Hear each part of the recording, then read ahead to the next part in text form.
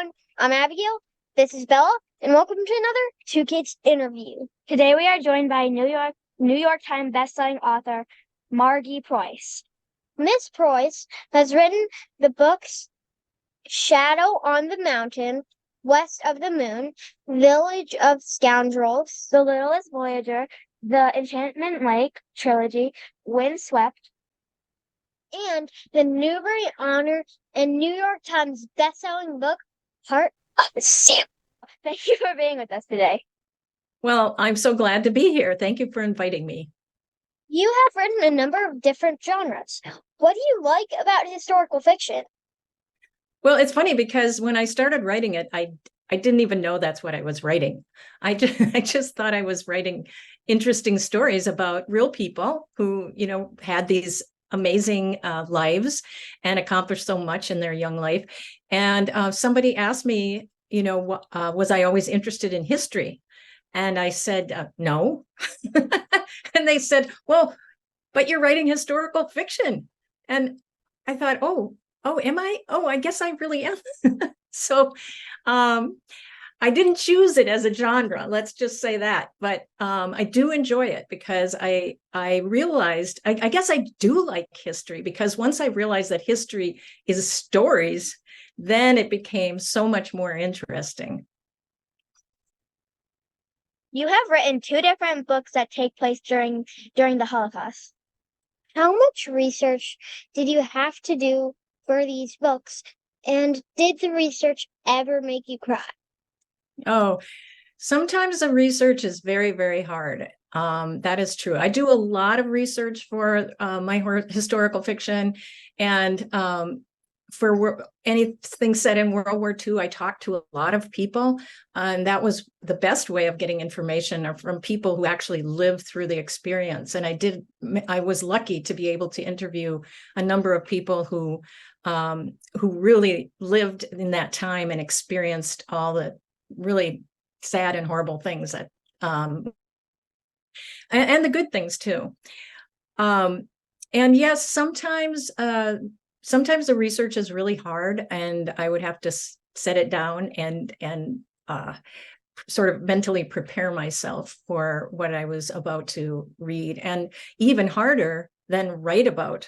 One of the hardest things was, of course, it was very hard to write about the Holocaust. And I didn't really, because of where Village of Scoundrels is set, it's set in a village where many hundreds, possibly thousands of Jewish children and teens were sheltered.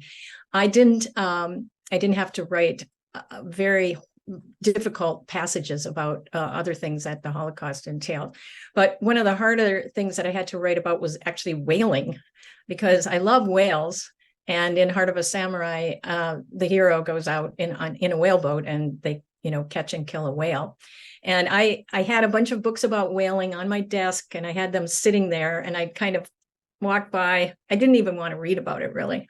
But I finally realized I had to do it, and I had to write about it. So it felt a lot like when you fall off your bike and you skin your knee, and you don't really want to look at it, and you don't really want to have to clean it out, all that gravel. But you do. And that's kind of what the hard parts of reading and writing about research is like for me. You also written two books that take place in the mid 1800s in Japan. What interests you about that time period?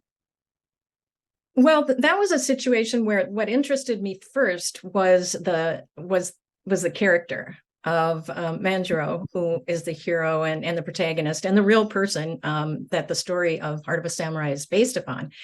And so I was interested in him and his story and the things that had happened to him in his lifetime. But the curious thing that happens is once you start learning about something, and of course I had to learn about Edo period or 19th century Japan, it got more and more interesting to me. And pretty soon I was very interested in the time period, both there and in the US, well, in the whole world really, because West of the Moon is also set right about that time as well, but in an entirely different part of the world in Norway. So as I started learning about that time period, is really it was quite a dynamic period of time when a lot of changes were happening, kind of like now. And so there was a lot of turmoil and unrest and a lot of movement in the world because of so much immigration, and ship travel had improved so much and so on.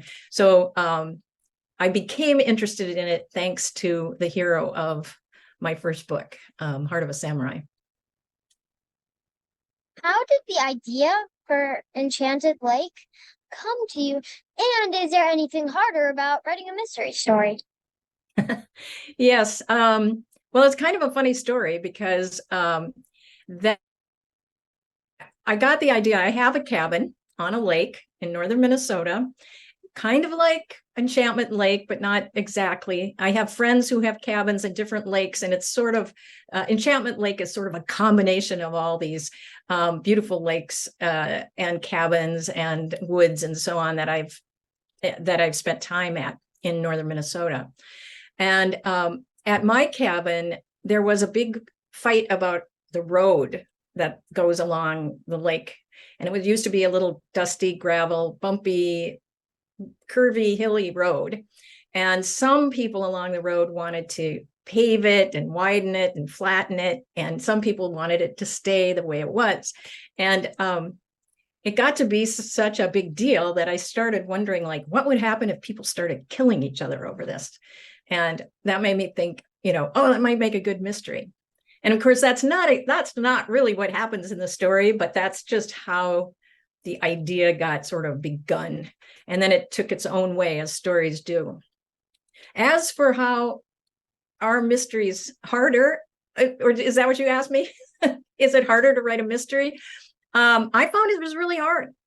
I have new admiration for mystery writers after writing those three books. It was fun, but it's hard because you have to tie up all the loose ends, and you have to plant some red herrings, point people in the different direction. And the other problem for me is I never know how my stories are going to end up. And I don't think that's what you're supposed to do when you write a mystery. I've since learned that you're supposed to know how it ends, and then so you can kind of write with that in mind. So who's going to get murdered if it's a murder mystery, and who did it. And I killed people off, but I didn't know who did it until later. And so I had to make that all work, and it maybe was harder than it needed to be. You have also written fantasy stories. Did your childhood influence your fantasy stories in any way? Definitely, because I both read a lot of fairy tales when I was a kid, but also my dad used to read fairy tales from an old book of Norwegian fairy tales, and he'd read in Norwegian and then translate them as he went along, because our family, just my mom and dad knew Norwegian, but not the kids.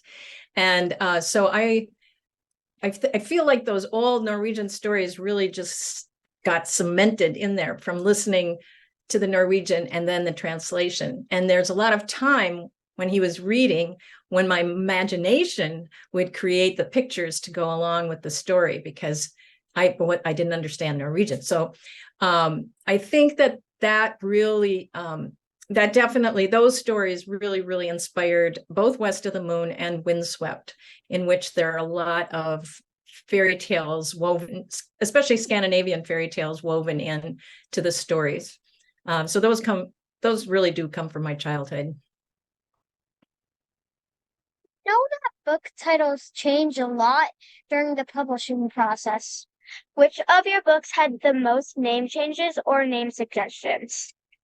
Oh, oh yeah, a lot of name changes and a lot of title changes, or difficulty, getting to a title. I have pages and pages of possible titles for Shadow on the Mountain until I finally was listening. I could not come up with a good title. And so I started listening to Norwegian folk songs. And that was a line in one of the folk songs. And in fact, I felt like that song kind of encapsulated it was kind of my story in song form, in a way, because it was about two people who one person who sort of loses their way, and the other one who feels a longing to be friends again with this person. And that's what happens in Shadow on the Mountain, as you might know if you've read it. Writing isn't easy, and rejection seems to be a part of most writers' stories. Can you tell us about that part of your journey? Yeah, we all get rejected. I think that's pretty universal. But yes, I have plenty of rejection stories, especially Heart of a Samurai, my first novel. And I think a lot of authors will say, you know, their first novel got rejected and rejected, rejected. And Heart of a Samurai did too.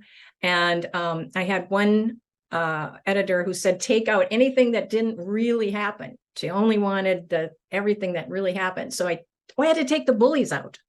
And so I took out the bullies out of the story and the conflict, basically, and then sent it on to a different editor who said, well, this is good, but you need some conflict. So guess what? I put that right back in again. And I'm sure he was pretty impressed, because it was like, bing, sent it back. And then he took it. So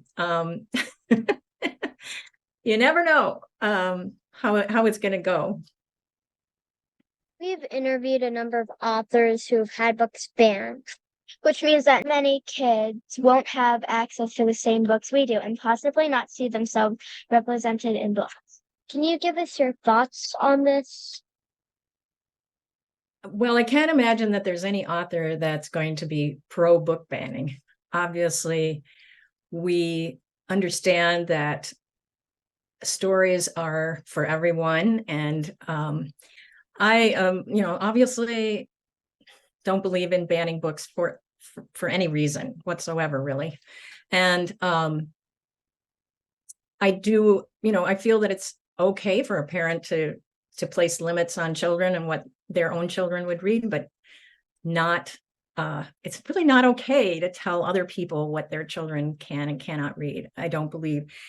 I'll tell you a little story. So when I was a kid, my older cousin, older is the operative word here, gave me a book that was a little bit naughty and kind of racy. It was for grown-ups.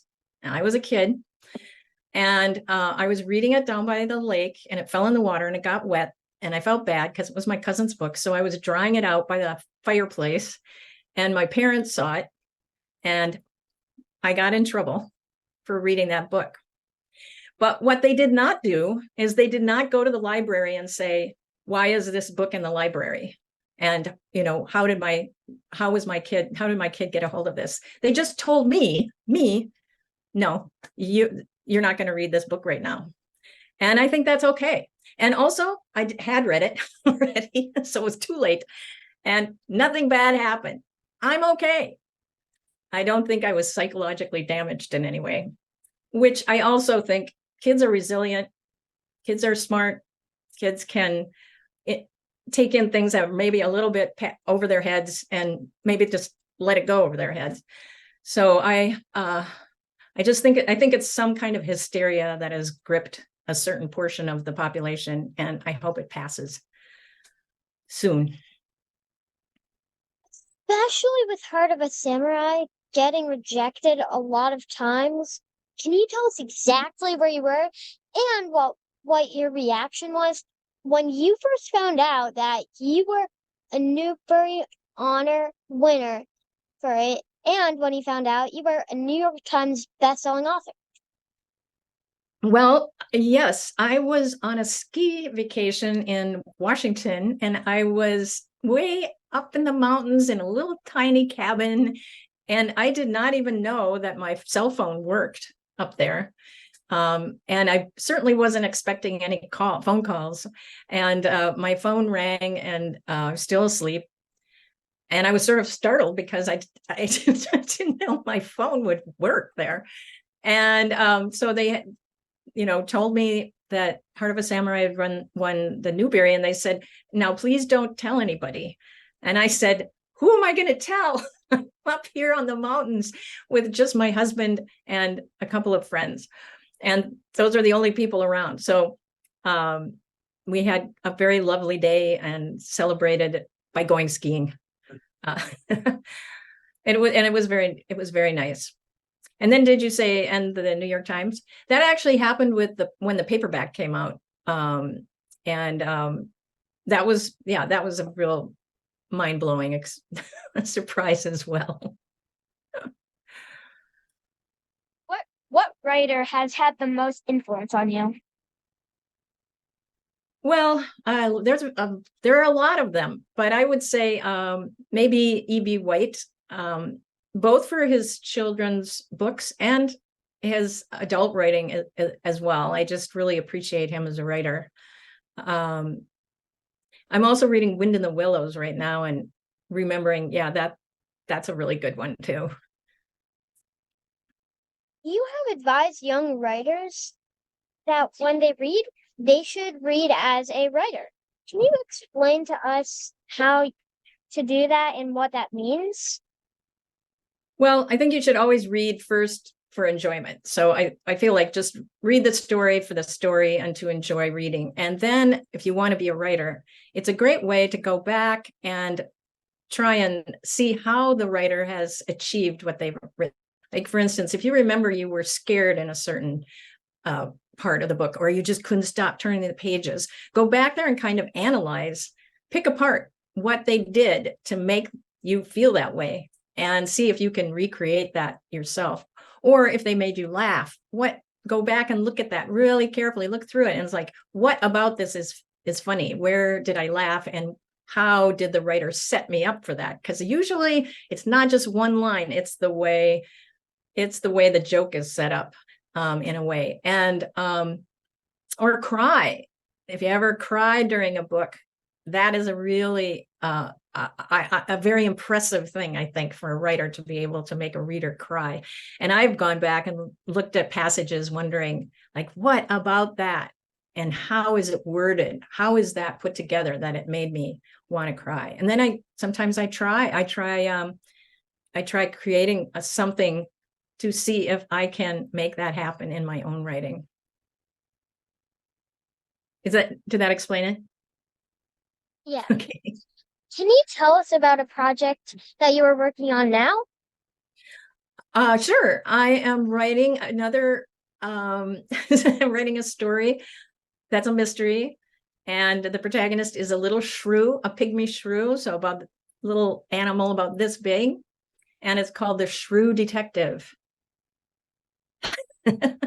It's a little bit of a play on words, I hope.